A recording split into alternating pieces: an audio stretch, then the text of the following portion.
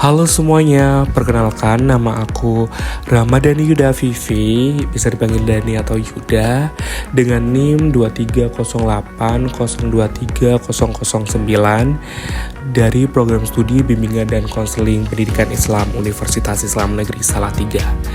Nah, di video ini saya akan menuntaskan ujian akhir mata kuliah psikologi abnormal. Bentuk tugas hari ini yaitu adalah video edukatif yang membahas mengenai kasus nyata terkait abnormalitas perilaku yang terjadi di Indonesia. Nah, psikologi abnormal itu adalah cabang dari psikologi yang mempelajari pola pikir, perilaku, pikiran, dan emosi yang menyimpang dari norma-norma sosial atau budaya. Karena masih banyak juga teman-teman yang mikir psikologi abnormal itu apa? Apakah emang psikologinya itu nggak normal atau gimana gitu kan?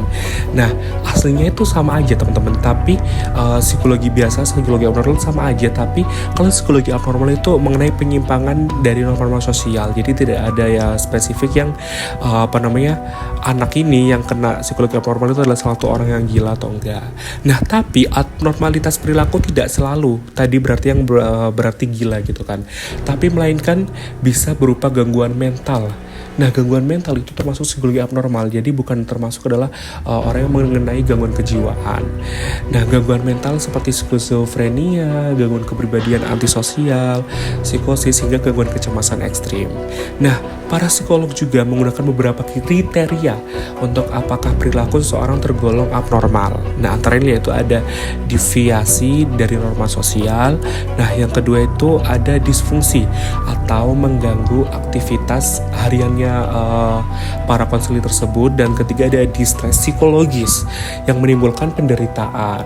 Nah, yang keempat itu danger, yang artinya itu adalah membahayakan diri sendiri atau orang lain. Itulah salah satu kriteria di mana para psikolog atau para konselor juga melihat apakah manusia ini atau konselor kita ini tuh mengidap penyakit psikologi abnormal tersebut. Nah, untuk kasus yang saya akan bahas yaitu mengenai kasus dari Ferry Idam Hendyansyah. Nah, kasus yang saya akan bahas yaitu adalah kasus dari Ferry Idam Hendyansyah, yang dimana kasus ini tuh sangat mencolok di Indonesia pada zamannya. Atau Ferry Idam ini dikenal sebagai Rian Jombang.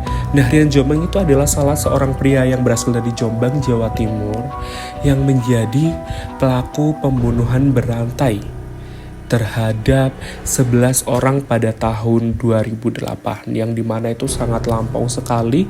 Tapi itu adalah salah satu bentuk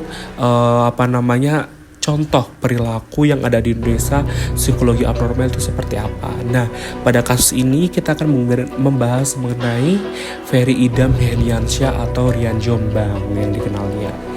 Nah, Rian ini itu adalah salah satu sosok yang dikenal sebagai seseorang yang memiliki religius yang sangat tinggi. Bahkan Rian Jombang ini juga pada zamannya pada saat itu menjadi guru ngaji. Namun di balik penampilannya ia menyimpan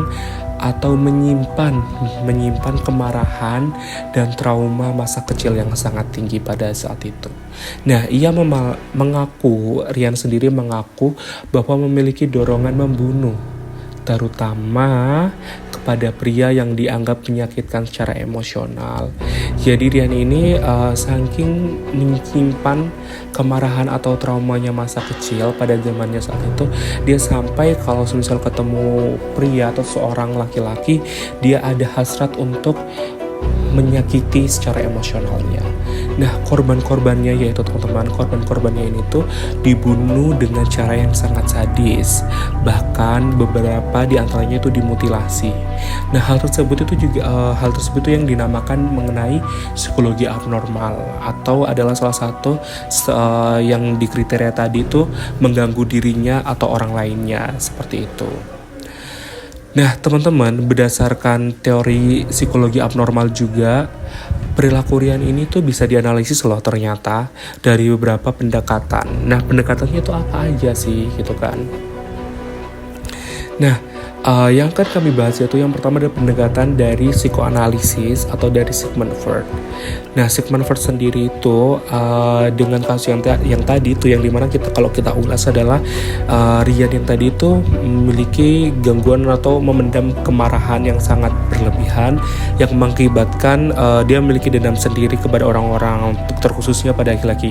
Nah, menurut Freud ini adalah perilaku ekstrim bisa berasal dari konflik bawah sadarnya, alam bawah sadar yang belum terselesaikan, karena di teorinya Freud ini adalah sangat menekankan mengenai alam bawah sadarnya ya teman-teman ya. Jadi Freud ini juga memiliki pendapat bahwa dari kasus tersebut itu adalah dikarenakan konflik dari alam bawah sadarnya itu yang belum selesai, makanya nyampe dia itu super egonya atau egonya itu meluap.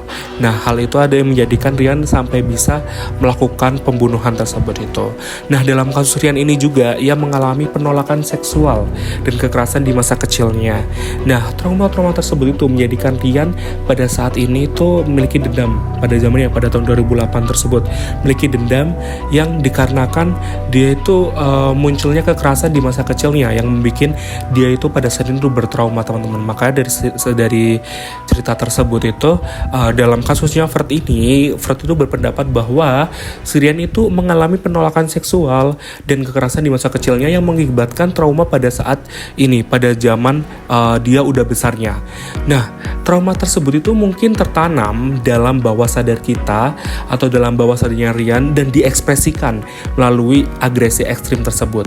Nah, kalau ibaratnya di id ego sama super ego, nah super egonya itu sampai tidak bisa mengontrol mana yang baik, mana yang tidak baik. Nyampe muncullah trauma-trauma tersebut dari id-nya atau dari egonya itu nyampe muncul ke super egonya, nyampe melalui tindakannya secara langsung. Nah, teman-teman, kalau semisal kita menganalisis juga mengenai gangguan kepribadian antisosialnya Rian juga, Rian ini menunjukkan gejala gangguan kepribadian antisosial loh ternyata. Sepertinya seperti contoh kasusnya yaitu adalah kurang empati, manipulatif, dan tidak menunjukkan rasa bersalah atas tindakannya ternyata. Nah, ia juga terindikasi memiliki psikopat ternyata, yaitu kelainan kepribadian yang ditandai dengan perilaku impulsif, emosional yang dangkal, dan kesenangan dalam menyakitinya. Dari kasus tersebut, Rian telah menyakiti atau membunuh sekitar 11 orang. Nah, itu termasuk gangguan kepribadian antisosial juga. Karena apa? Dikarenakan gejala gangguan kepribadian antisosial itu, dia tuh tidak memiliki empati. Gejalanya tidak memiliki empati, dia manipulatif juga, dan tidak memiliki rasa bersalah atas tindakannya. Dengan membunuh 11 orang tersebut tadi, Rian tidak merasa bersalah teman-teman. Malahan Rian ingin memunculkan lagi, mengekspresikan trauma-traumanya lagi dengan mau membunuh orang sebanyak mungkin, terkhususnya dengan jenis kelamin pria ternyata teman-teman. Nah, kalau semisal kita lihat lagi teman-teman mengenai pendekatan biopsikososialnya, yaitu faktor biologisnya ini, ke dalam faktor biologis ini bisa disebabkan bahwa kemungkinan adanya ketidakseimbangan neurotransmitter atau gangguan pada struktur otak seperti amigdala. Nah, hal tersebut tidak bisa seimbang di kasusnya Rian, makanya Rian bisa mengakibatkan atau terjadinya hal tersebut juga. Nah, kalau dalam faktor psikologis itu seperti apa? Nah, dalam faktor psikologis itu pengalaman kekerasan, trauma masa kecil, dan gangguan emosi. Nah, Rian telah mengalami hal tersebut pada saat masa kecilnya ternyata teman-teman. Nah, kalau kita lihat dari faktor sosial itu apa sih gitu. Nah, kalau dari faktor sosial itu adalah kurangnya dukungan sosial, stigma terhadap orientasi seksualnya, dan lingkungan yang represif. Nah, dari tadi itu teman-teman, kalau kita melihat dari faktor biologisnya, dari Sigmund Freud juga sudah, dari sosial. Nah, dari sosial itu juga karena bisa disebabkan karena pada saat itu Rian tuh kurangnya dukungan sosial atau stigma terhadap orientasinya seksualnya tuh buruk dari masyarakatnya. Nah, kalau bisa kita simpulkan nih teman-teman dari kasusnya Rian Jombang ini, kita bisa melihat bahwa abnormalitas perilaku tidak muncul secara tiba-tiba. Ada akumulasi dari trauma, tekanan sosial, dan kemungkinan gangguan mental yang tidak tergantikan.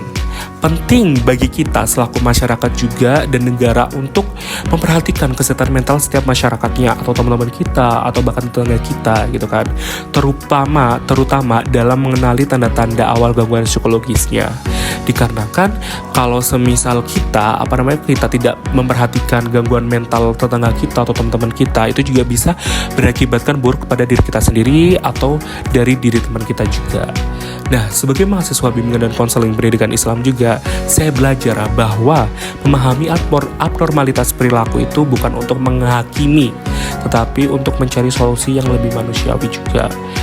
Demikian video edukatif ini, semoga bisa menjadi bahan pembelajaran bagi kita semua, baik bagi diri aku, baik para audiens yang menonton video aku pada kali ini. Terima kasih, saya ucapkan wassalamualaikum warahmatullahi wabarakatuh. Bye-bye.